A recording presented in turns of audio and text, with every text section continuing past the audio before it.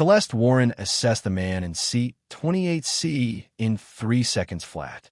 She moved on without a second look. She was wrong to do both. 14 minutes into Flight 1147, Captain Rowan Mercer came through the cabin speakers. He said the words, "Welcome aboard, Mr. Darius Cole," and the economy section of the plane went still.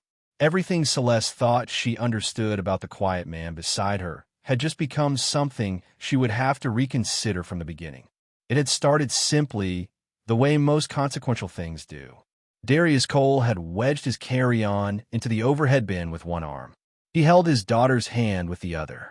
He wore a plain dark hoodie and moved with quiet, measured efficiency, a man who had learned over time to conserve himself. Celeste was already seated in 28B, tablet open, one earbud in. She glanced up briefly. Worn canvas duffel, unhurried face, a 9-year-old girl pressed close to his side. She looked away. She angled her shoulder slightly inward and claimed her half of the armrest before any question arose. Darius noticed. He always noticed. He sat down anyway, settled Nia against the window seat, and said nothing. Nia Cole was 9 years old and had inherited her mother's particular gift for paying attention to the world. She pressed her forehead against the scratched oval of the window glass and studied the ground crew moving slowly on the tarmac below the wing. "Daddy," she said quietly, "that man's hat just blew off." Darius looked out.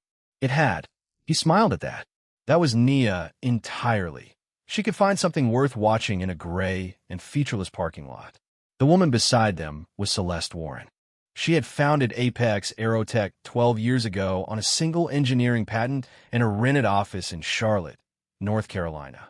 Her flight safety software now ran quietly on more than 300 commercial aircraft worldwide. She was 41 and accustomed to rooms rearranging themselves around her arrival. She had booked today's seat under a variant of her middle name on the afternoon departure out of Atlanta and had flown economy on purpose. A private experiment in ordinary life she allowed herself twice a year. She expected no recognition here. She had no particular intention of noticing the man in 28C beyond the unavoidable fact of his presence. She opened her screen and returned to work. He handed Nia a chapter book without checking which page it was open to. Nia read for approximately 40 seconds before falling asleep against the window, the book still spread open across her lap. Darius reached over quietly and held it in place so it would not slide away. Celeste caught that gesture from the edge of her attention, the way you register something small you were not expecting to see, and then return to her screen without comment. The seatbelt sign was still lit when the cabin speaker clicked on. "Good afternoon, ladies and gentlemen." The voice was warm and unhurried, the kind that fills a space without crowding it. "This is Captain Rowan Mercer. We're cleared for cruise altitude and expecting smooth air most of the way to Denver." A deliberate pause. "Before I sign off, I want to say something personal.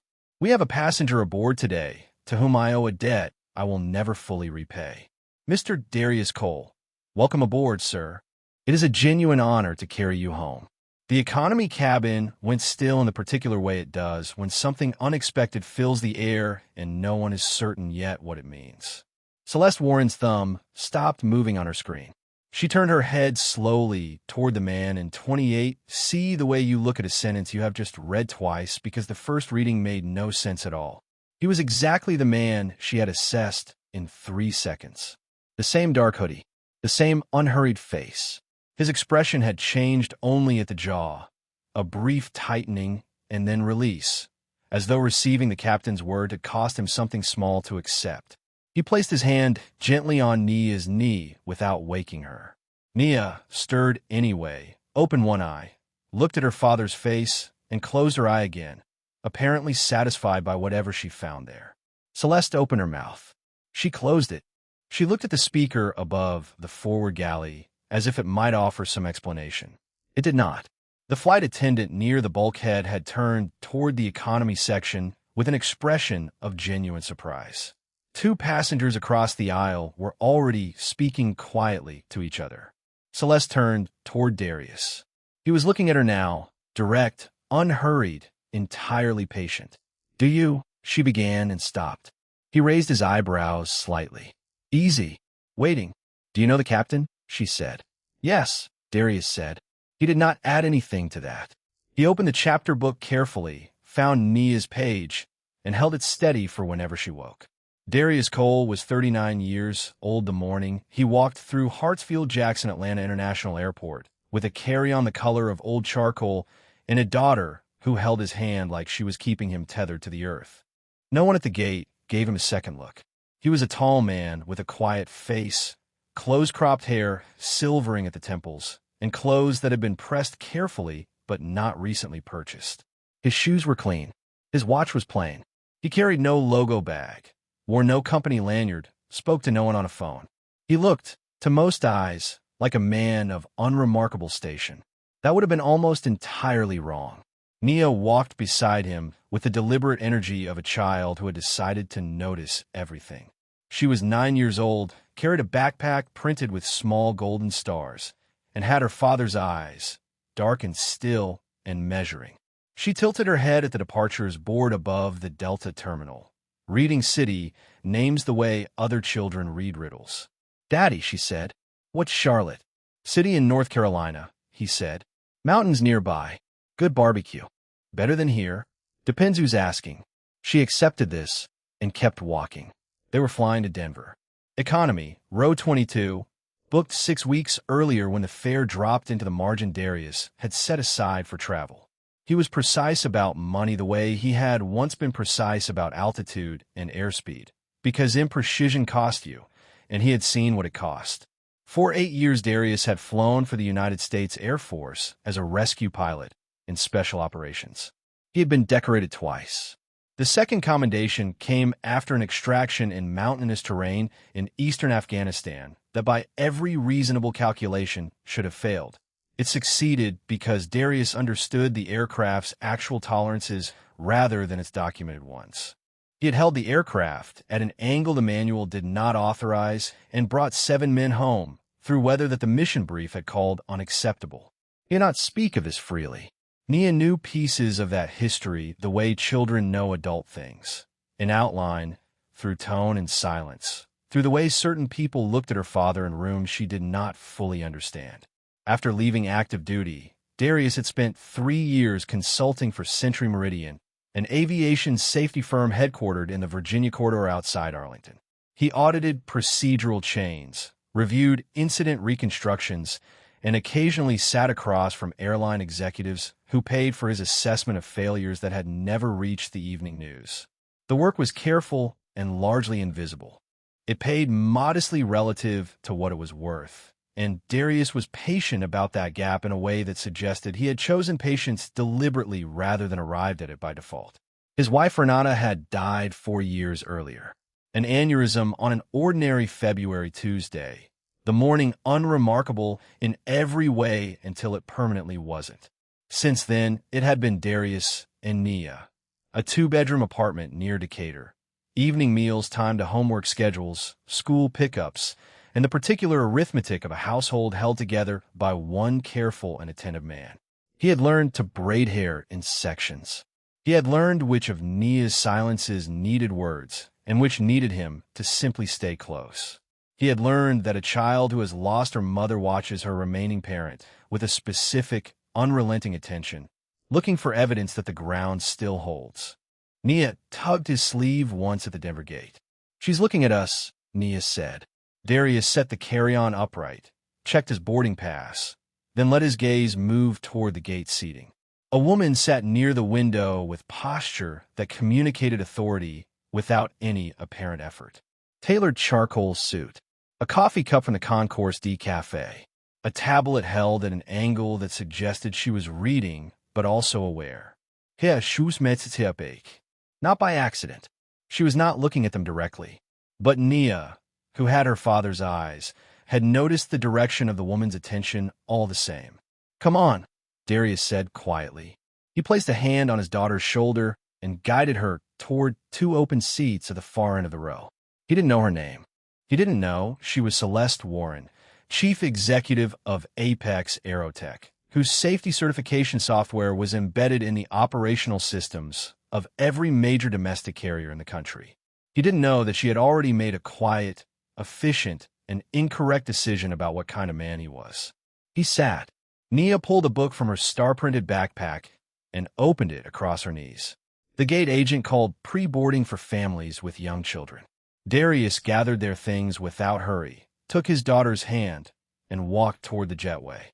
The first small trouble arrived before Darius and Nia reached their row. A flight attendant named Paige studied their boarding passes, then glanced at the star-covered backpack hanging from Nia's shoulders. "That will need to go underneath," she said. "The bins are nearly full." Nia looked at the backpack as if Paige had asked her to surrender a pet. Inside were her mother's old field notebook, 2 pencils, and a model glider she had built for the youth aviation workshop in Denver. Darius crouched until they were eye level.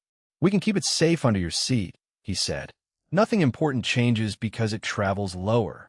Nia considered that, then nodded. Paige had already turned toward a man behind them, whose larger leather case she lifted into the overhead bin without objection. Celeste saw the exchange from 28B. She also saw Darius notice the difference. His eyes moved from the leather case to Paige's face and back again. He did not challenge her. Celeste interpreted that silence as resignation. She would later understand it as a father deciding which battles his daughter should have to witness. When Darius reached the row, Celeste's briefcase occupied the space beneath the middle seat. Her coat lay across 28C. She moved both items, but not before the smallest pause. "Sorry," she said, though her tone carried inconvenience rather than regret. "No problem," Darius replied. Nia slid toward the window and tucked her backpack carefully beneath her legs. Darius checked that the glider's wing had not bent. Celeste watched his large hands move with surprising delicacy. "You can use some of my space," she told Nia. The offer came late, but Nia accepted it without keeping score. "Thank you." During boarding, a man in a navy blazer stopped in the aisle and recognized Celeste. His name was Grant Holloway, Apex Aerotech's vice president of procurement. He leaned close and asked why she was hiding in economy. "I'm observing the customer experience," Celeste said. Grant looked at Darius, then at Nia's inexpensive backpack. "You picked the authentic section." The joke was quiet, but not quiet enough. Nia's shoulders drew inward. Darius rested 2 fingers against the back of her hand. "Every section is authentic when people are sitting in it," he said. Grant blinked. Celeste felt heat touch the base of her neck. She could have corrected her executive.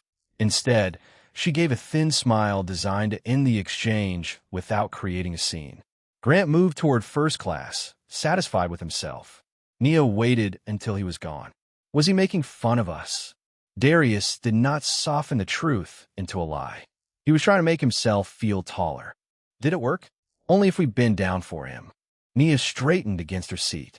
Celeste closed her tablet. The answer stayed with her because it contained no bitterness. Darius had protected his daughter's dignity without asking anyone else to lose theirs. The aircraft pushed back from a gate. Rain traced quick silver lines across the window. Nia gripped the model glider through the fabric of her bag, and Darius talked her through the sounds of departure. He named the hydraulic whine, the change in engine pitch, and the brief shudder as the brakes released. "How do you know all that?" Nia asked, playing a game she clearly knew the answer to. "I read the safety card," he said. She laughed. Celeste almost did too.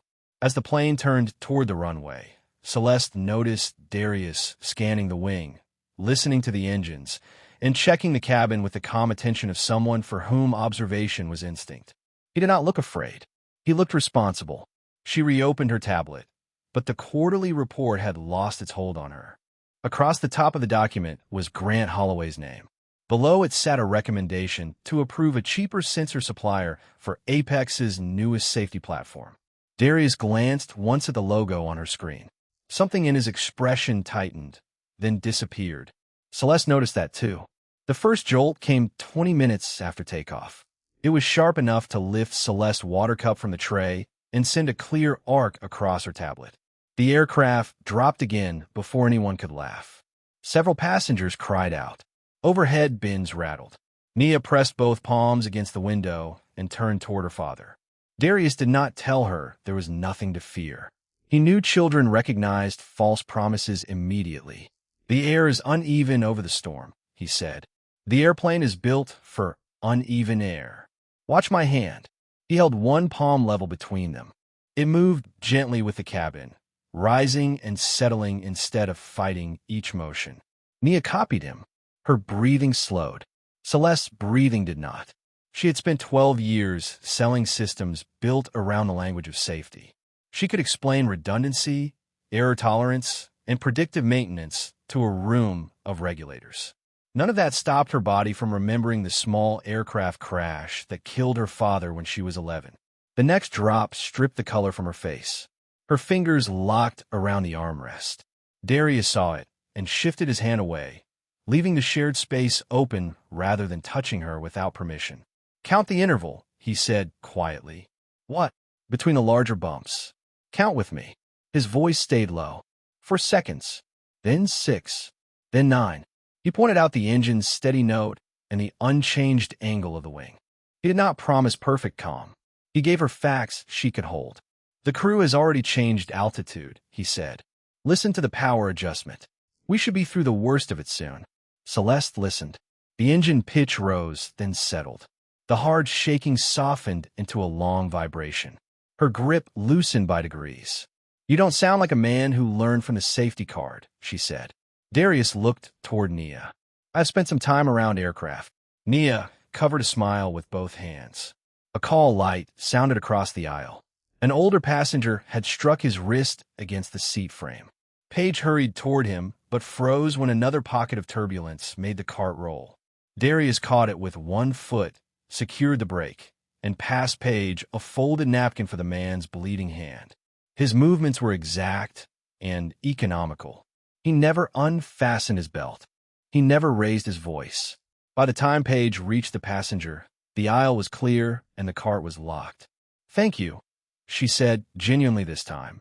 Darius nodded and returned his attention to Nia. Celeste studied him. What kind of time around aircraft?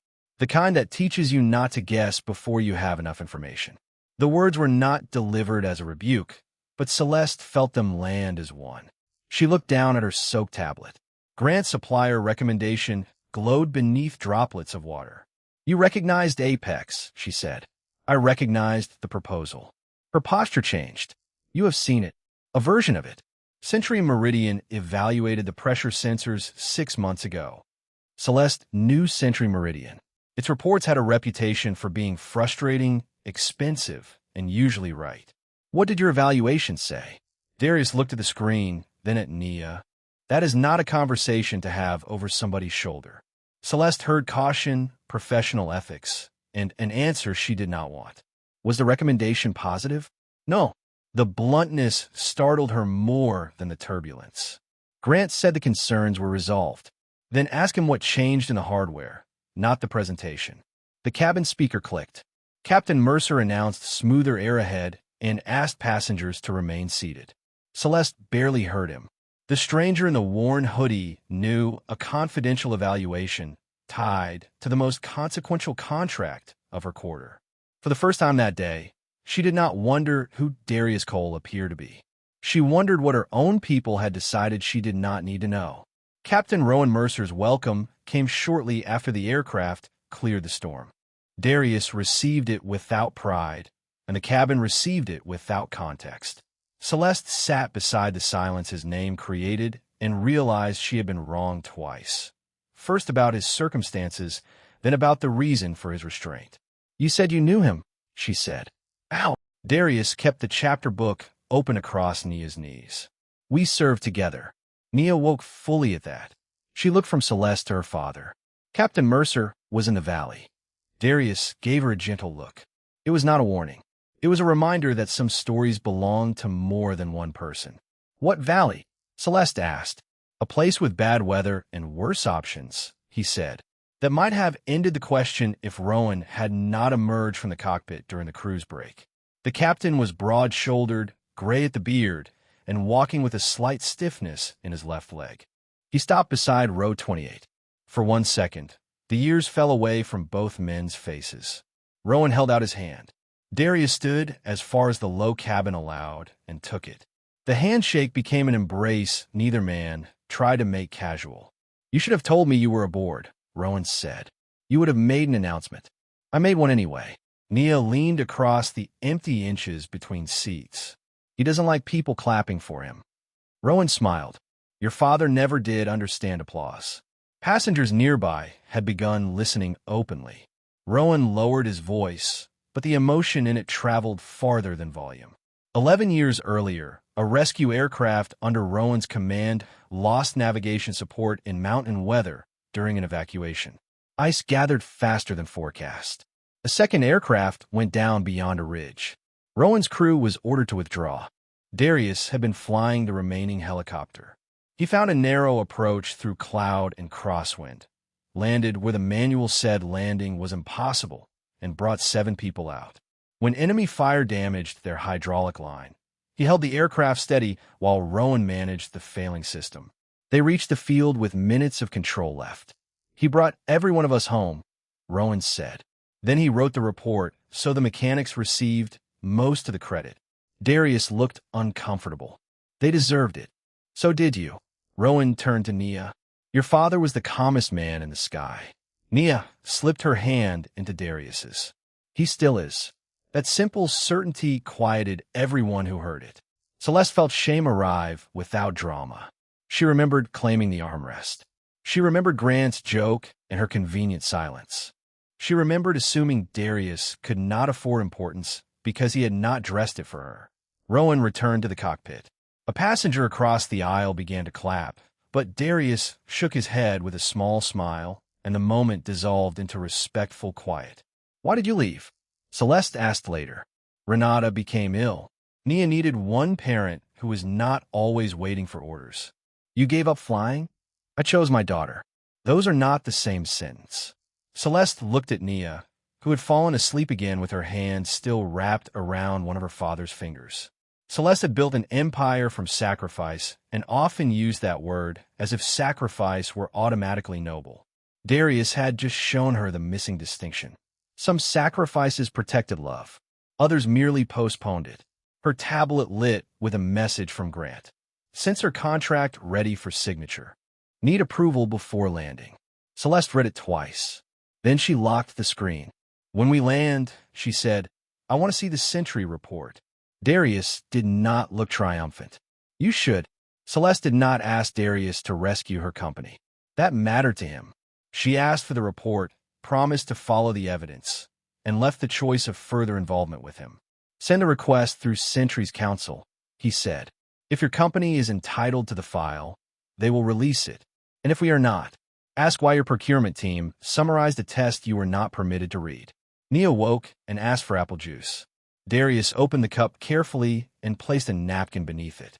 The ordinariness of his attention made Celeste's boardroom urgency feel strangely distorted. "Does every conversation with you end in a lesson?" she asked. "Only the ones that begin with a billion-dollar contract." She laughed before she could stop herself. Nia looked pleased, as though her father had completed a small assignment. The laughter opened a quieter conversation. Celeste told them her father, Darius Warren, had flown medical transports with the Air National Guard. His aircraft went down during a winter training mission when she was 11. The official findings cited weather and instrument failure. Her mother, Laura, worked overnight shifts at a hotel while completing nursing courses. Celeste responded to grief by making plans no child should need. At 12, she promised to build systems that kept pilots alive.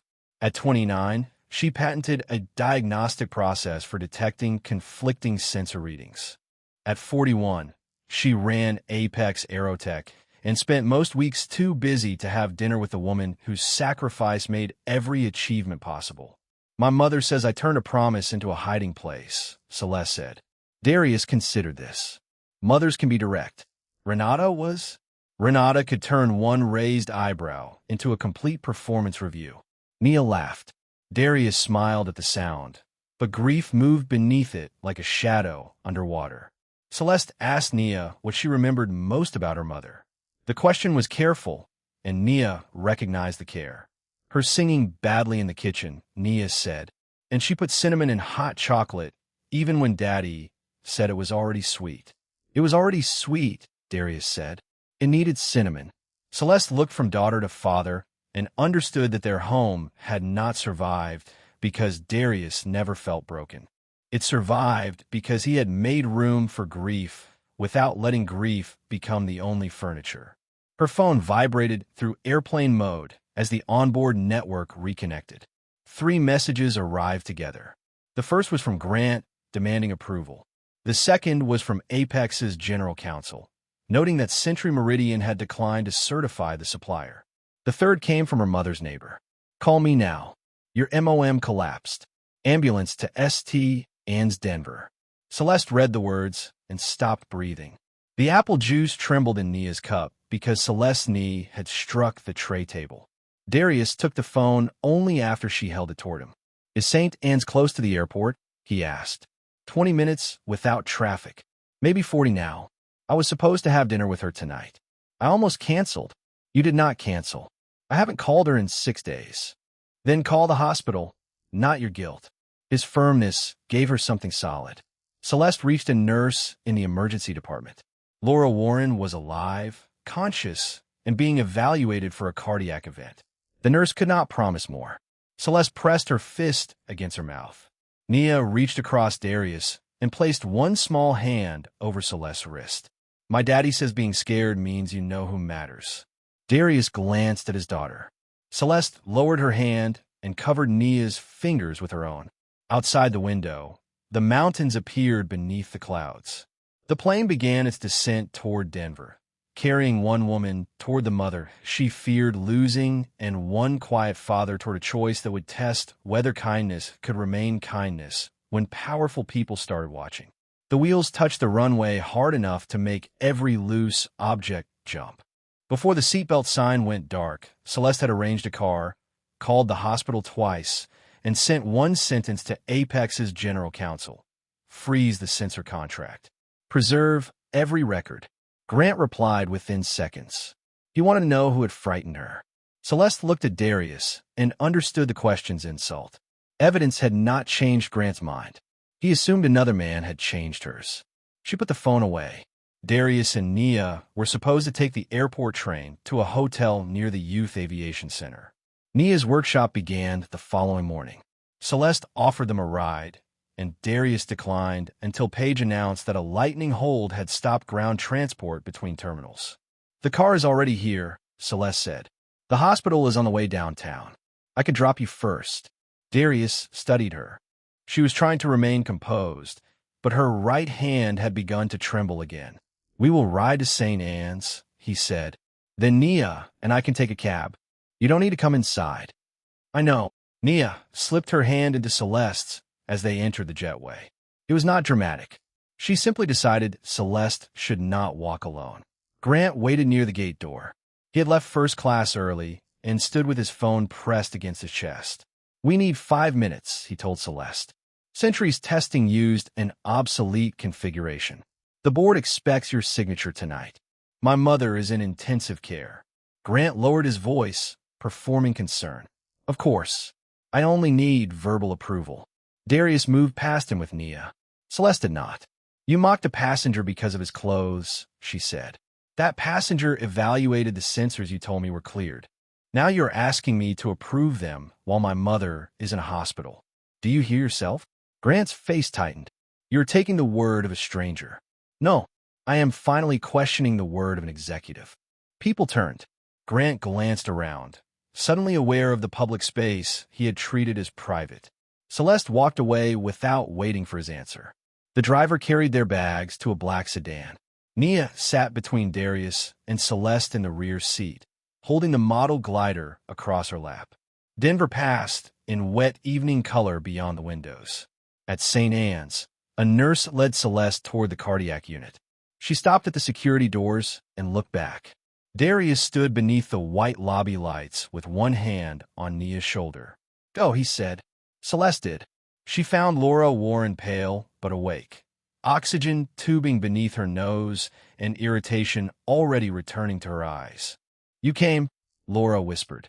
Celeste sat beside the bed and took the hand she had postponed holding for too many months. I was always coming. That is not the same as being here. Even frightened and medicated, her mother remained direct. Celeste laughed through tears.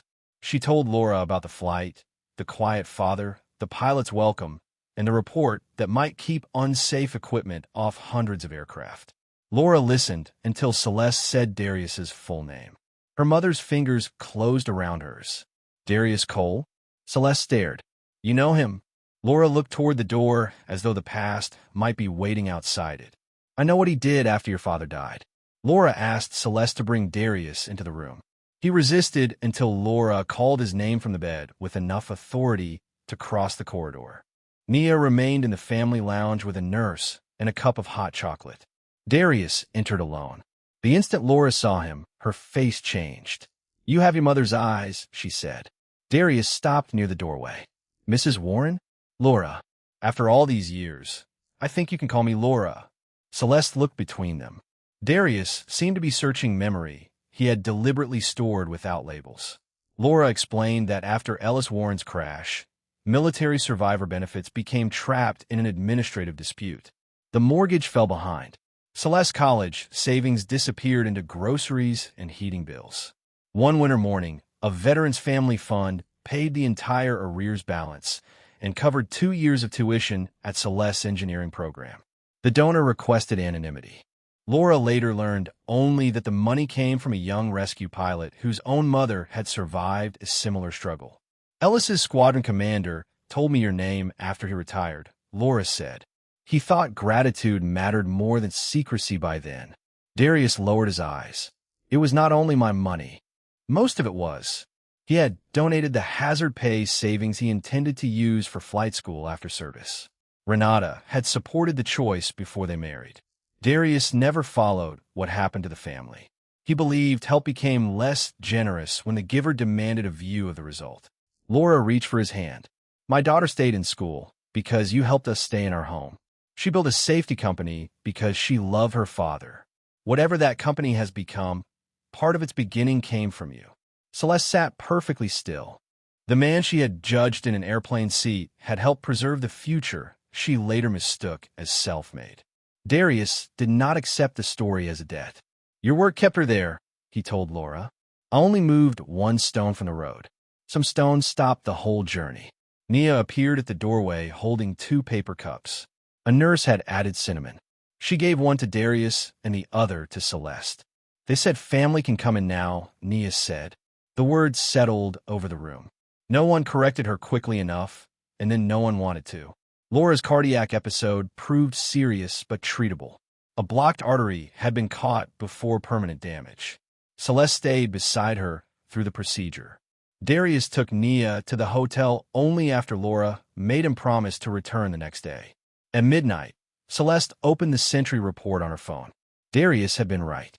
The supplier's pressure sensors drifted after repeated cold cycles. Worse, an appendix showed that Apex Procurement received the full data 5 months earlier.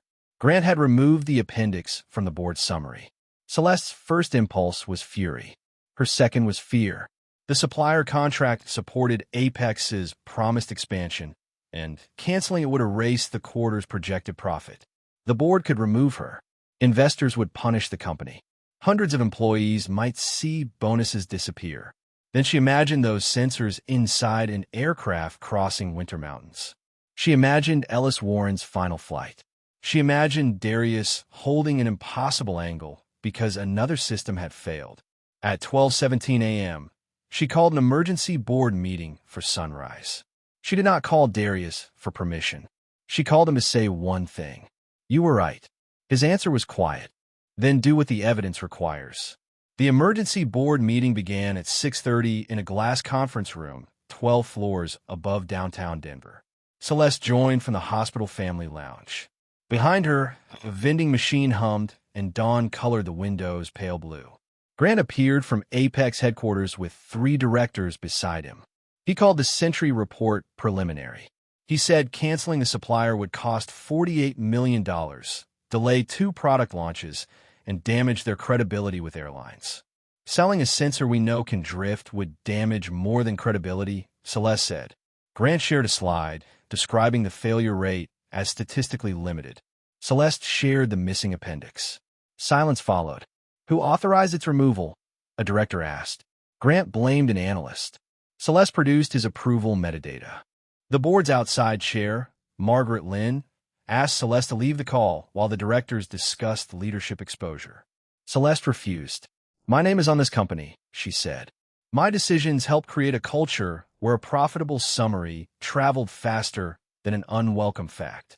I will not hide outside while you discuss the cost.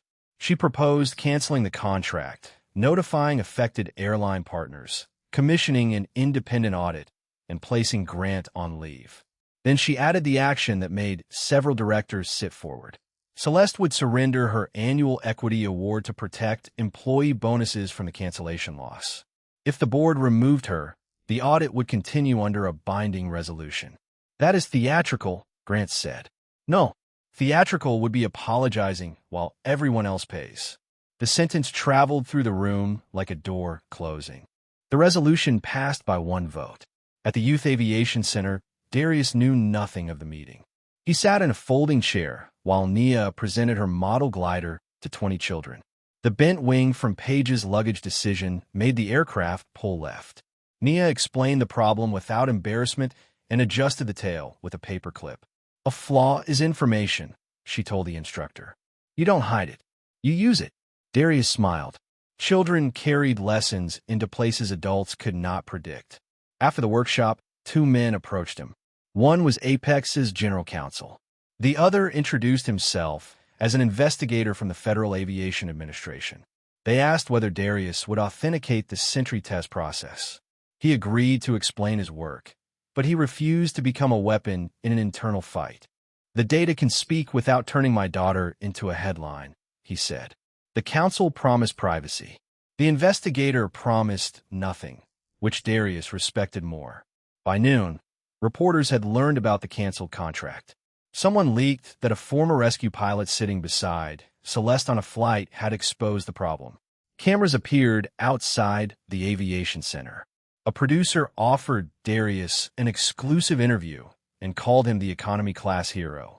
Darius walked past without answering. Nia waited until they were inside a rideshare. Are we in trouble? No, but strangers may want to turn one true thing into an easy story. What do we do? Keep the whole truth. Celeste called as they reached the hotel. Her voice was tired but steady. She told Darius about the resolution, the lost contract, and the equity she had surrendered. He was silent long enough that she feared he disapproved. That cost you, he finally said. It should have. For the first time since meeting her, Darius heard an apology expressed entirely as action. The convenient story reached the morning news before the complete one. Headlines described a billionaire CEO saved by a mysterious black veteran in economy. They praised Celeste for discovering a safety failure and called Darius an unlikely whistleblower. The word unlikely angered her most. At a press conference that afternoon, Celeste stood behind the Apex logo and refused the script her communications team prepared. She named the supplier failure. She named the withheld appendix. She accepted responsibility for rewarding speed and savings more visibly than caution. Then a reporter asked whether Darius Cole had rescued Apex. Mr. Cole did not exist for my company's redemption, Celeste said. He performed his work months ago. We failed to respect it. Yesterday, he gave me the truth without demanding credit, employment, or gratitude. The important question is not why a man dressed modestly knew more than our executives expected. The question is why appearance influenced whose expertise we were prepared to hear. She announced a paid, independent review led by engineers, maintenance crews, pilots, and frontline staff. Apex would also create a protected reporting channel outside procurement management. She did not announce Darius as its leader. She had asked first, and he had not answered yet. At the hotel, Nia watched the broadcast with her shoes tucked beneath her. She said your name right. She did, and she didn't tell the Valley story. I asked her not to. Nia nodded. That seemed to matter more than the praise. Grant was dismissed after the audit found he had pressured 2 analysts and retaliated against a technician who raised concerns. Celeste called that technician personally. She restored his position, covered his lost wages from her own compensation, and invited him to address the board without management present. Those decisions did not repair everything. Trust did not return because a CEO had one brave day. Airline partners demanded new testing. Investors filed questions sharp enough to wound. Celeste spent weeks in rooms where accountability felt less noble than exhausting. Darius watched from a distance. He returned to Decatur with Nia after the workshop and resumed school pickups, report reviews, and Thursday laundry. Celeste did not fill his phone with updates. She sent one message each Sunday, never requiring an answer. Laura is walking twice around the cardiac floor. The independent audit found 3 more procurement gaps. I ate dinner without opening my laptop. My mother says this counts as progress. Darius answered some messages and left others until the next day. He was drawn to her, but attraction after crisis could resemble gratitude too easily. He would not let Nia become part of a powerful woman's recovery story unless Celeste could remain present after the cameras left. 6 weeks later, Celeste came to Decatur alone. No driver waited outside. No assistant arranged the afternoon. She met Darius at a neighborhood cafe where the tables wobbled and the peach cobbler sold out by 3. She placed a proposal between them. Apex wanted Century Meridian to nominate an independent safety chair. The role carried authority to stop a deployment, publish dissenting findings, and report directly to the board. It could be Darius or anyone his firm trusted. This is not a job offer disguised as repayment, she said. If you decline, the role still exists. Darius read every page. And the family support program? Celeste looked surprised he remembered. I want one, she said. But safety and charity should not be bundled into a story about you. Help me design it only if the employees choose what they need. Darius closed the proposal. Her answer was not perfect. It was careful, which mattered more. I will chair the first review for 90 days, he said. After that, the board votes on an independent successor. Celeste smiled. That sounds inconvenient. Safety usually is. The 90-day review placed Darius and Celeste across the same table twice each week. Their disagreements began almost immediately. Celeste wanted deadlines. Darius wanted evidence that deadlines had not shaped the findings. She wanted a dashboard executives could understand in minutes. He wanted technicians to recognize their own work in every measure. She called one recommendation impractical. He asked whether she meant difficult or impossible. She disliked the question and carried it home. The next morning, she approved it. Darius learned that Celeste listened best after resisting honestly. Celeste learned that his quiet was never empty. He used silence to leave room for facts, and sometimes for people who had been trained not to speak around power. During the first employee forum, a maintenance coordinator named Alma Ruiz described missing her son's surgery because Apex's emergency leave process required 3 approvals. The room became painfully still. Celeste began explaining that the policy predated her current leadership team. Darius looked at her once. She stopped. That explanation does not return the day you lost, Celeste told Alma. We will change the policy, and you will help decide how. Alma did. A committee of hourly employees, single parents, caregivers, and veterans built a new emergency support fund. Apex executives could finance it, but they could not control individual awards. Celeste contributed first and declined naming rights. Darius noticed. Nia visited headquarters on a school holiday. She sat beneath a conference table, drawing aircraft while the adults argued over reporting lines. At lunch, Celeste took her to the rooftop garden. Why did you sit in economy if you are rich? Nia asked. Celeste could have offered the polished answer about observing customers. She chose the embarrassing truth. I wanted to feel ordinary without giving up control. I thought buying the seat made me understand everyone in it. Did it? No. Meeting your father showed me how little I understood. Nia drew a long blue line across the page. Daddy says noticing you're wrong is only useful if you turn around. Your father has many sayings. He makes them up when he needs them. Celeste laughed so hard an employee watering herbs looked over. Their work attracted attention beyond Apex. Airlines requested the review model. Industry panels invited Celeste and Darius to speak together. They accepted one invitation on the condition that Alma and a line mechanic received equal time. On stage, a moderator tried to recreate the economy seat fairy tale. He asked when Celeste realized she was sitting beside a hero. The damaging moment was earlier, she answered. It was when I decided he was not worth knowing. Darius looked toward her. She did not look back for approval. She kept speaking about systems that transform private bias into institutional risk. Afterward, they ate takeout noodles on a bench behind the convention center. Celeste removed her shoes and admitted her feet hurt. Darius offered no lesson. He handed her an extra napkin and told her there was sauce on her sleeve. "You are less impressive offstage," she said. "I work hard at it." For a while, they sat without discussing safety, grief, or responsibility. Celeste told him about burning rice at Laura's apartment. Darius confessed he had once sent Nia to school wearing 2 different shoes and failed to notice until pickup. Ordinary laughter loosened something between them that crisis never could. When they returned to the hotel, Celeste touched his wrist before entering the elevator. The gesture was brief and questioning. Darius did not move away. Neither named what had begun. Both understood that naming it too early might make it perform instead of grow. The board confirmed Darius's independent successor at the end of 90 days.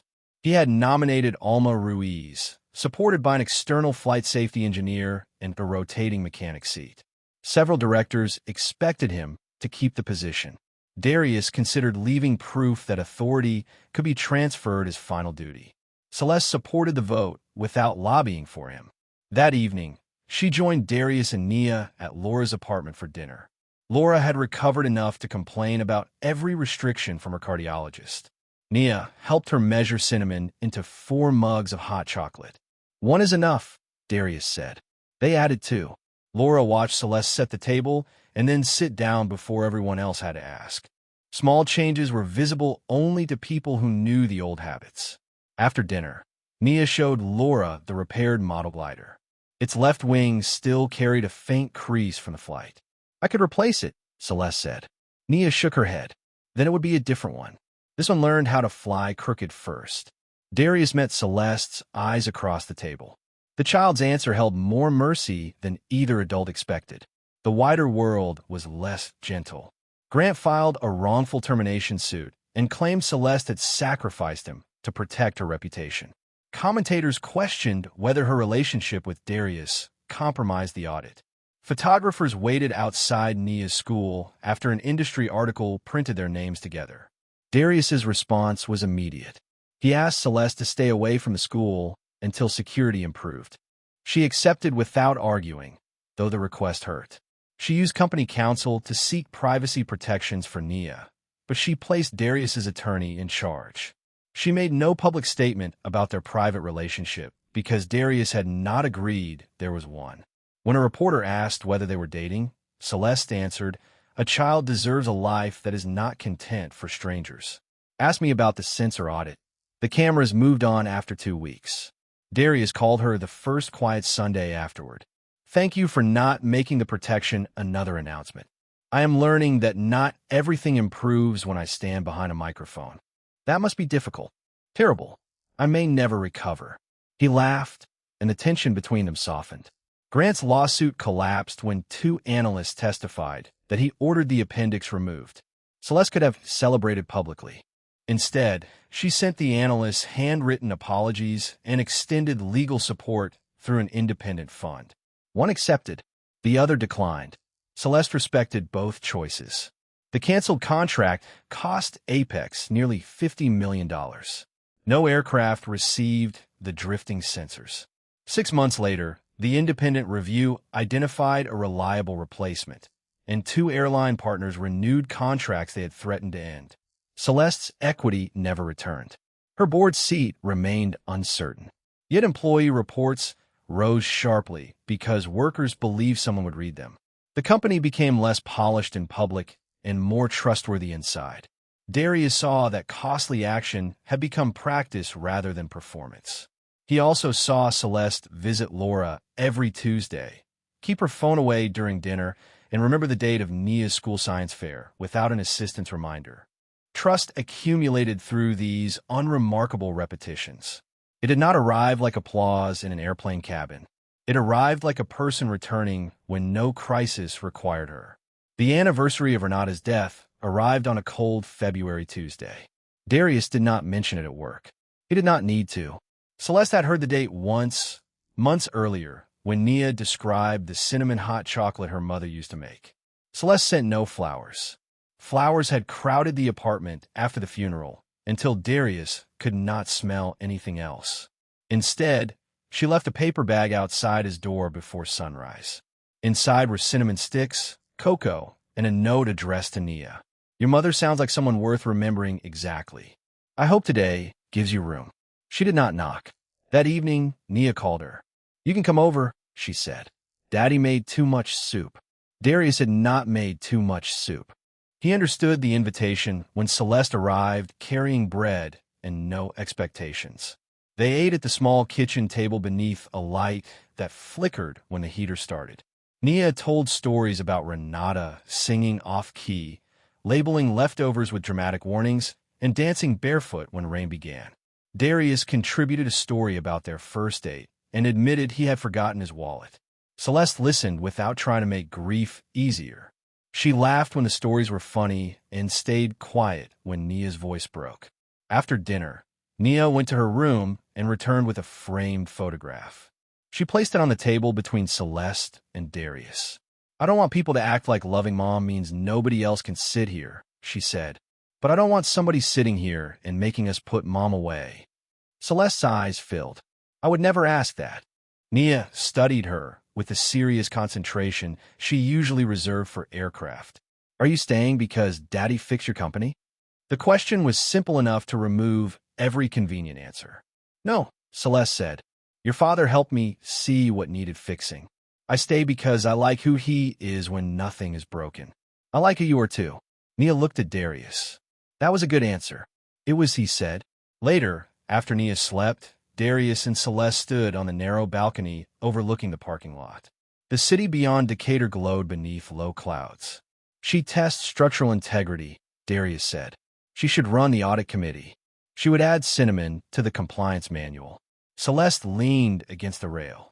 I meant what I told her. Darius knew. That was what frightened him now. He had spent 4 years building a life that could withstand absence. Wanting someone required a different kind of courage. I cannot promise this will be easy, he said. I'm suspicious of easy things. Grant liked them. He smiled, then became serious again. Nia comes first. Renata remains part of our home. I will not be managed. My mother already warned me about the last one. Laura and Nia have formed a dangerous alliance. I believe they call it family. The word no longer startled them. It rested between them as a possibility neither had earned completely, but both were willing to approach. Darius reached for her hand. Celeste turned her palm upward and let him choose the distance. He kissed her once, gently, without applause or witnesses. The heater started behind them. The kitchen light flickered, and somewhere inside the apartment Nia turned a page in a book she was supposed to have stopped reading an hour earlier. A year after Flight 1147, Darius boarded another plane with Nia. Their seats were in economy again. This time Celeste walked behind them, carrying her own bag and a paper cup she had already forgotten to drink. Paige was working the forward cabin. She recognized Darius immediately and began to apologize for the backpack she had treated differently. He listened without making her perform shame. What changed afterward, he asked. Paige told him she had raised the incident during training. The airline reviewed its boarding guidance and added a bias exercise built around inconsistent baggage decisions. She now supervised new attendants. Then thank you for doing something with a mistake, Darius said. Nia placed her star-covered backpack beneath the seat. The repaired glider rested safely inside. Captain Rowan Mercer was not flying that route, and no voice welcomed Darius by name. Nobody in the cabin knew about the mountain rescue, the canceled contract, or the year of difficult work that followed. Darius preferred it that way. They were traveling to Denver for Laura's birthday. She had requested a quiet dinner and then invited 26 people. Alma Ruiz now chaired Apex's safety review and had stopped 2 deployments without retaliation. The Emergency Support Fund had helped 83 families, none of whom were required to praise the company. Celeste remained CEO, though she worked fewer Sundays and attended every one of Nia's science presentations. As the aircraft climbed, Nia held one palm level in the air. Celeste copied her during a patch of rough wind. For seconds, Nia said, "Now 7. I remember." Darius watched them and felt the quiet ache that accompanies gratitude when it has traveled through grief. Renata was not replaced. Love had not erased what came before. It had grown beside it, patient enough to respect the shape of the home it entered. Celeste closed her tablet before the seatbelt sign went dark. "I have a proposal," she said. Darius raised an eyebrow. "Does it require board approval?" "Only Nia's." She wanted them to spend part of the summer at Laura's cabin near the mountains. No press, no meetings, and no safety presentations unless a real emergency occurred. Nia considered the terms. "Can we bring the glider?" "Yes." "Can Grandma Laura make hot chocolate?" "She has already purchased too much cinnamon." Nia approved the proposal. That evening, after Laura's crowded birthday dinner, Darius found Celeste on the back porch beneath a strand of warm lights. She had removed her shoes and was watching Nia teach Laura how to launch the glider across the yard. "You know," Darius said, "we have never had a normal first date." Celeste looked toward him. "We had noodles behind a convention center. That was an audit debrief. There was sauce on my sleeve. It felt intimate." He laughed. "Dinner Friday. Just us. No contracts, hospitals, reporters, or children running structural tests. Is this the believable romance opening you have been delaying?" "I was waiting for smoother air." She stepped closer. "You taught me not to require it." Across the lawn, Nia's glider rose with its faintly creased wing. It curved left, corrected, and sailed into Laura's waiting hands. Nia cheered. Laura bowed, as if the small flight belonged on a stage. Darius took Celeste's hand. Inside the house, Mugs waited beside a pot of cocoa. One photograph of Renata stood on the mantel, not hidden and not alone. The pilot's welcome had revealed Darius's name to a cabin. What mattered afterward was quieter. A woman learned to listen, a father allowed trust to return, and a daughter made room without surrendering memory. Their future did not begin in first class or beneath public applause. It began at an ordinary table, with too much cinnamon, a repaired wing, and 3 people choosing to come home.